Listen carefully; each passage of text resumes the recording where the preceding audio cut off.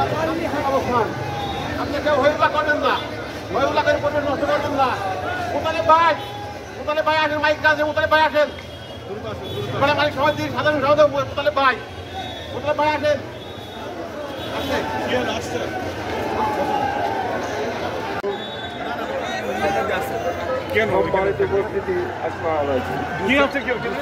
আজ আমরা বড় ক্রান্তিকালে অবস্থান করছি ধ্বংসের দ্বার প্রান্তে।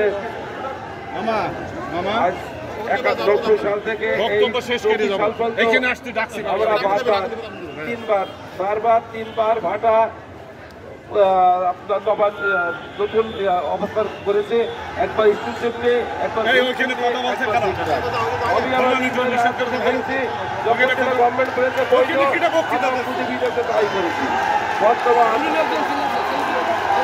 বর্তমান ইট ভাটাকে অবৈধ ঘোষণা করে যে ক্যাশ প্রোগ্রাম চলছে, এই ক্যাশ প্রোগ্রামে একমাত্র উপায় হচ্ছে নির্বাহী আদেশ, নির্বাহীর উপর চাপ সৃষ্টি করে এই নির্বাহী আপিল করবে। যেমন কোটা আন্দোলন উঠিয়ে নিয়েছে, আপনার শিক্ষকদের আন্দোলনের মুখে শিক্ষকদের দাবি মেনে নিয়েছে, আমাদের ইট ভাটাকেও এইভাবে মেনে নিতে হবে। সাধক নয়, আপনি কোন জনগণের ম্যান্ডেট নিয়ে না ক্ষমতায় বসেননি, আপনার জনগণ ভালোবেসে বসিয়েছে।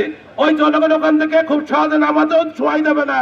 তার কারণ 5ই আগস্ট জানেন হয়েছিল, যার আমাদের সন্দেহ রক্ত দিয়ে আজকে আপনি লাল গালিচা বিছিয়ে খাল কাটেন। বোধোদয় হবে যখন ধাক্কা খাবেন, খুব অচিরেই মহা ধাক্কা খাবেন যখন পালানোর পথ পাবেন না। ও হেরামালা নেতা, হেরামালা প্রধানমন্ত্রী, সেরকম 45 মিনিটও সময় পাইনি। আমরা সংগ্রামের কথা বলতে আপনার কিন্তু ভাগ চলছে, সংগ্রামে যাবো। ঢাকায় যে আপনার তোমরা মামলা অচল করে দিতে হবে, কোন পথে বেরোবেন মানে পরিবেশ উপদেষ্টা। আপনি জনগণের পাঁচ বোঝার চেষ্টা করেন, আপনি আমাদের গরিবের মত বোঝার চেষ্টা করেন। আমাদের নির্মাণ শ্রমিক আছে, ইটভাটা শ্রমিক আছে, আমাদের মোটর শ্রমিক আছে, যারা ইটভাটার কাজের উপরে নির্ভরশীল।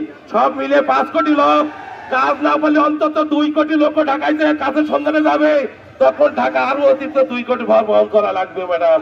তখন কিন্তু আপনি ঢাকাকে ওইভাবে রাখতে পারবেন না, ঢাকা এমনি মাটির তলে চলে যাবে, তখন আপনি কোথায় থাকবেন? আজকে কোন সব সারা পৃথিবী আল্লাহ সৃষ্টি করেছে, কোথাও পাহাড়, কোথাও সমুদ্র, কোথাও বন জঙ্গল দিয়ে তার পৃথিবী তার ভারসাম্য সৃষ্টি করেছে আল্লাহ তরফ থেকে। এটা সূরা আল ইমরানে আল্লাহ আর রহমান আল্লাহ পরিষ্কার বর্ণনা করেছে।